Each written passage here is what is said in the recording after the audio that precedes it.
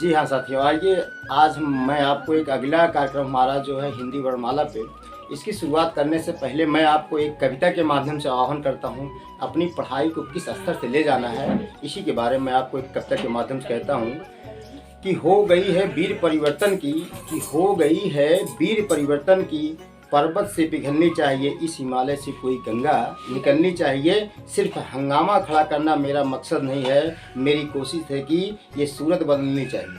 अर्थात कहने का तात्पर्य है साथियों, जब तक आप लगे रहो अपने परिश्रम के माध्यम से, जब तक आपको अपनी मंजिल न मिल जाए तब तक आपको निराशा किसी भी प्रकार की नहीं लेना चाहिए। आप उत्कंठा के साथ, अपने वीर उत्सव के साथ अपने लक्ष्य को कोशिश करनी चाहिए। तो आइए आप हमारा जो अगला टॉपिक है, यहाँ से ही हिंदी की वास्तविक शुरुआत होती है, जो आपकी वनडे एग्जाम में टीजीटी पीजीटी में पूछा जाता है। जो हमारा आज का टॉपिक है साथियों, वो क्या है? हिंदी वर्णमाला। हिंदी वर्णमाला। अब आपको यहीं से पढ़ना है कि वर्णमाला शब्द क्या है, वर्ण शब्द आया क्या है। आपको परिभाषा भी पता होनी चाहिए कि वर्ण क्या है, वर्ण किसे कहते हैं। तो हमारा जो पहली परिभाषा है साथियों, वर्ण है। वर्ण किसे कहते हैं? जब हम मुख के द्वारा जिन ध्वनियों का क्या करते हैं, उच्चारण करते हैं, उसे हम क्या बोलते हैं साथियों? वर्ण बोलते हैं।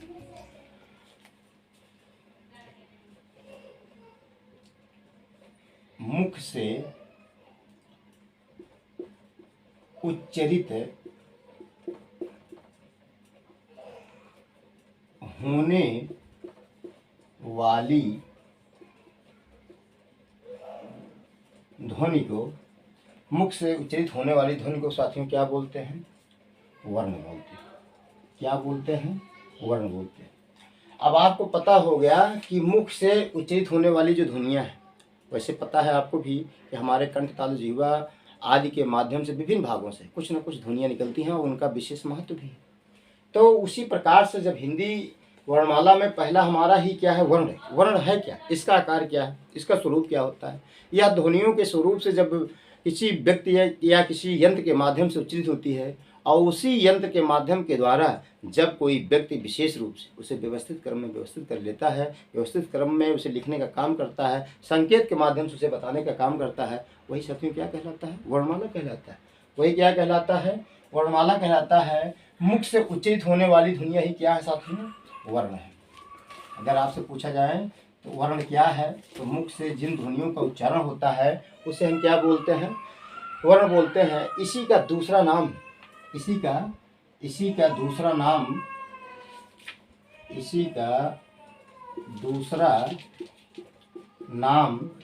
क्या है साथियों? अक्षर है। अक्षर है। क्या है साथियों? अक्षर है। अर्थात अक्षर क्या है? जिसका क्षरण, जिसका विनाश ना हो, उसे हम साथियों क्या बोलते हैं? उसे हम साथियों अक्षर बोलते हैं। जैसे हम अगर आपसे कह दें कि छोटा आ, छोटी ई, छोटा ओ, का, खा, गा, आदि। ये क्या है साथियों? ये वर्ण है। ये क्या है? वर्ण है। जब इन्हीं ध्वनियों को हमने क्या किया? संकेत चिन्ह या लिप के आधार पर उसे एक स्वरूप दे दिया, एक रूप प्रदान कर दिया, यही क्या है साथियों? इसी को हम बोलते हैं वर्ण।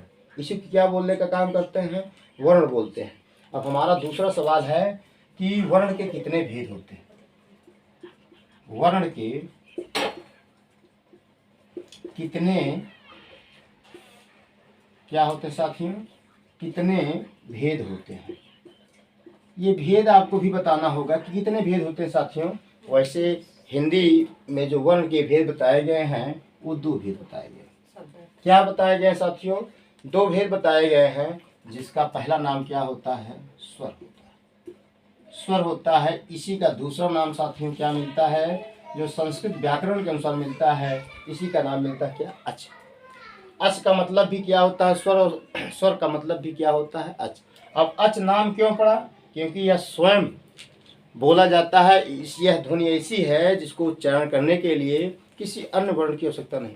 एक कहावत आपने सुना होगा कि स्वयं रजन्ते इति स्वरा, अर्थात स्वर व स्वतंत्र ध्वनियाँ होती हैं जिनके उच्चारण के लिए किसी अन्य वर्ण की आवश्यकता नहीं पड़ती है। उसे हम क्या बोलते हैं साथियों? स्वर बोलते हैं। उसे हम क्या बोलते हैं? स्वर। स्वर वह स्वतंत्र ध्वनियाँ हैं जिनके उच्चारण के लिए किसी अन्य वर्ण या ध्वनि की आवश्यकता ना पड़े उसे हम क्या बोलते हैं साथियों? उसे हम स्वर कहते हैं। अब स्वर कहते हैं, आपको पता हो गया, उसे हम स्वर कहते हैं। अर्थात कहने का मतलब हो गया कि ऐसी एक ध्वनि है जो क्या होती? स्वतंत्र होती है, इसके ऊपर किसी का कोई प्रभाव नहीं होता है। इसलिए विद्वानों ने इसे क्या कहने का काम किया?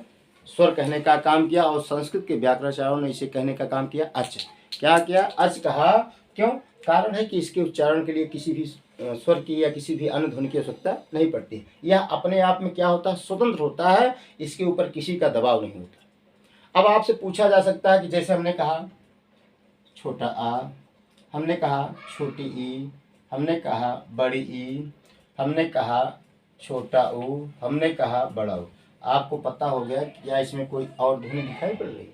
बिल्कुल नहीं दिखाई पड़ रही है, क्योंकि इसके उच्चारण में या इसके ध्वनि के बोलने में या इसके रूप लिखने में किसी भी प्रकार के अन्य वर्ण की या अन्य ध्वनि की आवश्यकता नहीं पड़ रही है। बात आती है दूसरा हमारा क्रम क्या है साथियों? दूसरे का नाम पड़ता है क्या? हल पड़ता है। क्या पड़ता है? हल पड़ता है या व्यंजन पड़ता है। इसी का दूसरे का नाम क्या साथियों? हल या व्यंजन पड़ता है। अब व्यंजन नाम के ऊपर, व्यंजन का मतलब होता है व्यंजित हुआ, अर्थात ऐसी ध्वनियाँ जो स्वर की सहायता से बोली जाती है, उससे हम क्या बोलते हैं साथियों? व्यंजन बोलते हैं। क्या बोलते हैं? व्यंजन बोलते हैं। व्यंजन वह ध्वनि है जो स्वर की सहायता से बोला जाता है। जैसे मैंने आपसे कह दिया का, तो आपको पता हो जाना चाहिए कि का क्या है। का हमारा क्या भैया? व्यंजन है। अगर व्यंजन को बोलने के लिए देखिए इसमें आ क्या हुआ है? छिपा हुआ है। हमने आपसे बोला खा, तो खा में भी क्या है? आ हमारा क्या है साथियों? छिपा हुआ है। फिर इसी क्रम में आते हमने कहा गा आपको, तो गा में भी क्या है? आ छिपा हुआ है।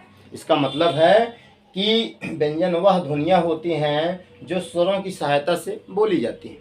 यह क्या होती हैं? स्वतंत्र नहीं होती हैं। इनको उच्चारित करने के लिए, इनको बोलने के लिए, इनको लिखने के लिए भी हमें क्या होता है? स्वर की सहायता लेनी पड़ती है। अगर आपसे कभी पूछा जाए कि व्यंजन क्या है, इसीलिए इसको संस्कृत के व्याकरणाचार्यों ने हल कहने का काम किया। क्या कहने का काम किया था? हल। हल का मतलब होता है अर्थ। जो हलंत लगता है वही शुद्ध क्या होता है? व्यंजन होता है। जिनके ऊपर हलंत नहीं लगता है वह व्यंजन की श्रेणी में नहीं आते हैं। वो क्या होते हैं? पूर्ण रूप से आते हैं। इसीलिए जो हल वाला होता है शुद्ध, इसी के नाम पर इन्होंने हल व्यंजन कहने का काम किया था। अब बात आती है साथियों कि स्वर के कितने भेद हैं। ये भी आपको देखना है कि बात आती है स्वर के कितने भेद हैं। यहाँ तक आपको बात पूरी तरीके से समझ में आ गई होगी। हम अब देखते हैं कि स्वर के कितने भेद होते हैं। ये भी सवाल खूब पूछा जाता है कि स्वर के कितने भेद होते हैं। तो स्वर के भेद भी आपको देखना पड़ेगा कि स्वर के भेद या अंग या प्रकार, सबका अर्थ क्या होता साथियों? एक ही होता है। इसी के आधार पर स्वर के विभाजन किया गया है। तो स्वर के कितने भेद बताए गए हैं साथियों? 3 भेद बताए गए हैं, जो हमारी परंपरा के आधार पर, जो हमारे लेखन के आधार पर इसका प्रयोग हिंदी वर्णमाला में किया जाता है। अब हम देखते हैं कि तीनों हैं कौन कौन से। पहला हमारा क्या है, हर्ष स्वर। क्या है साथियों, हर्ष स्वर होता है। और दूसरा हमारा क्या है, दीर्घ स्वर होता है। और तीसरा हमारा क्या होता है, पुलुप्त स्वर होता है।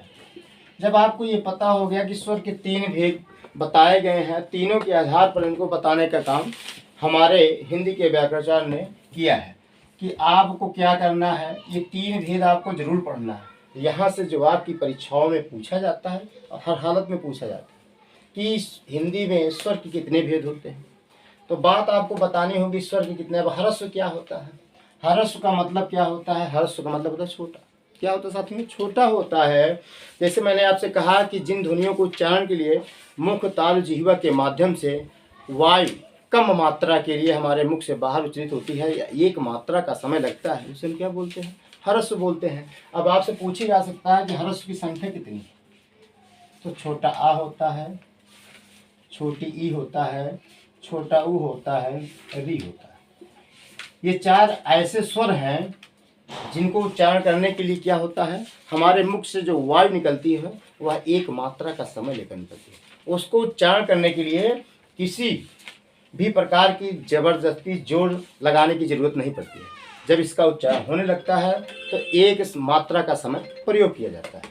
अगर आपसे पूछा जाए कि इसे और नाम से क्या जानते हैं, इसी को साथियों क्या बोलते हैं, इसी को मूल स्वर भी कहते हैं। अगर आपसे सवाल पूछा जाए कि हिंदी वर्णमाला में मूल स्वरों की संख्या कितनी, तो आपको बताना पड़ेगा कि 4। अगर आपसे पूछा जाए कि ह्रस्व स्वरों की संख्या कितनी, तो आपको बताना पड़ेगा तब भी 4। अब दीर्घ क्या अर्थ होता है, दीर्घ का मतलब होता है बड़ा। बड़ा का मतलब हो गया यहाँ कि किसी शरीर, किसी वस्तु से नहीं होता है, इसके उच्चारण स्थान के आधार पर होता है। तो इसका कहने का मतलब होता है कि दीर्घ वह ध्वनियाँ होती हैं जो हमारे मुख, कंठ, तालु, जिह्वा के स्थान से क्या होती हैं, दो मात्राओं के समय के साथ बोली जाती हैं। उसे हम क्या बोलते हैं साथियों, उससे हम क्या बोलने का काम करते हैं, दीर्घ बोलते हैं। इनकी अगर संख्या आपसे पूछी जाए कि दीर्घ की संख्या कौन कौन सी होती है, आपको पता होनी चाहिए। बड़ा, बड़ी ई, बड़ा ऊ, और क्या होता साथियों, ए होता है, आई होता है, ओ होता है, अ होता है। अर्थात इनके उच्चारण में जो हमारा समय लगता है वो क्या होता है, दीर्घ की तरह लगता है, 2 मात्रा का समय लगने का काम होता है। इसी क्रम में हम आते हैं कि पुलुप्त क्या है। पुलुप्त देखिए होता है लू। यह संस्कृत के वैदिक मंत्रों में, नाटक के उच्चारणों में आदि जगह इस ध्वनियों का उच्चारण करने का काम किया जाता है। जैसे हम किसी को पुकारते हैं और या किसी मंत्र का उच्चारण करते हैं, वहाँ पर भी इसका प्रयोग किया जाता है।